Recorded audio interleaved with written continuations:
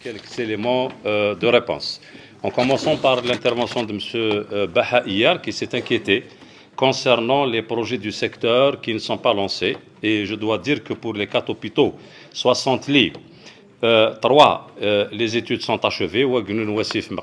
Quant à Benidouala, un BET vient d'être retenu après avoir dégelé l'opération. Ces projets ont été régulièrement proposés au ministère des Finances à l'inscription de la réalisation qui, pour le moment, n'ont encore retenu. Pour le complexe Marie Enfant 140 lits, les études sont en achèvement et le dossier d'inscription en réalisation a été déposé et constitue une des priorités du secteur. La clinique du Rhin n'a pas été abandonnée, mais seulement différée. S'agissant d'un projet spécifique, il sera relancé dès la finalisation par le ministère de la Santé de la carte nationale de distribution des soins hautement spécialisés, à un moment où notre wilaya vient de bénéficier de l'étude d'un autre projet, et pas des moindres, en l'occurrence l'hôpital spécialisé 60 lits Tético, qui renferme 5 spécialités, l'ophtalmologie, l'ORL, la neurologie, la neurochirurgie et la chirurgie maxillofaciale, dont les procédures sont déjà engagées.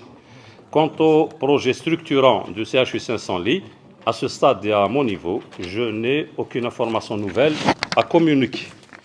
Madame Tizi Bouali s'est attardée concernant l'optimisation peut-être des activités au niveau de l'hôpital psychiatrique qui, je dois dire, se déploie sur une superficie de 12 hectares et recèle une capacité de 330 lits et développe une panoplie d'activités, à savoir la psychiatrie en cure libre, la pédopsychiatrie, la prise en charge des soins en addictologie, de même qu'un service fermé pour placement administratif et médico-légaux en relation avec le parquet. Quant à l'EPH de l'Erbanet-Tiraten, je vous invite à constater le début de l'activité de l'hémodialyse, notamment pour la prise en charge des urgences dans cette spécialité, alors que le scanner est fonctionnel 2 fois par semaine en fonction du programme et la disponibilité du médecin radiologue qui est également en position d'activité au niveau du CHU de Tizi Ouzou où il assure des vacations en IRM notamment. M. Oussassi a parlé de la salle de soins de Aït Khalifa. Je vous confirme qu'elle est fonctionnelle. Une infirmière a été même affectée en attendant de faire concerner cette unité de soins par un système de médicalisation hebdomadaire. Madame Idir a parlé de la polyclinique d'Iloula Oumelou, impactée effectivement et réformée par le CTC suite au glissement de terrain. L'activité de santé a été transférée au niveau de la bibliothèque communale pour garantir la continuité de la prise en charge de la couverture sanitaire des besoins de santé de la population de cette région. Dans l'intermédiaire, je vous informe qu'une proposition d'inscription pour la réalisation d'une nouvelle polyclinique a été déjà introduite et constitue une priorité du secteur. Monsieur Blili a parlé du service d'urgence au niveau de la polyclinique de Mkira. Cette possibilité sera examinée alors que la carte sanitaire locale ne prévoit pas dans l'immédiat, du moins, la réalisation d'un hôpital 60 lits à Tizianif. Pour l'IRM, notre wilaya ne comporte pas une seule, mais 2 équipements qui sont fonctionnels et le 3e est actuellement en cours d'acquisition. Les travaux de réhabilitation de la polyclinique de Boudjima, je tiens à vous informer que l'entreprise a été retenue et le chantier sera installé très rapidement. Concernant la salle de soins d'Aït Khalifa, je pense que j'ai déjà répondu. Monsieur Bacha se pose la question sur les moyens destinés à faire fonctionner les hôpitaux en cours de réalisation.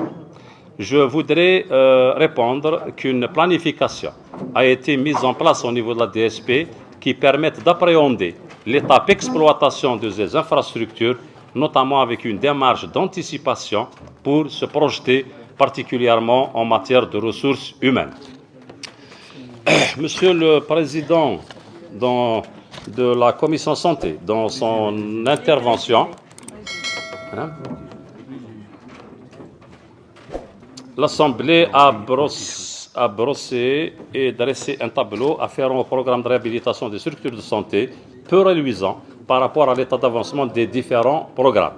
Il faut rappeler que 3 programmes ont été inscrits au profit du secteur. 2019 avec une enveloppe de 150 millions de dinars, 2020 160 millions de dinars à la charge de la DEP, et pour l'exercice 2022, un montant de 130 millions de dinars est l'indicatif de la DSP dont les programmes est exactement tel que décrit par monsieur le Président de la Commission.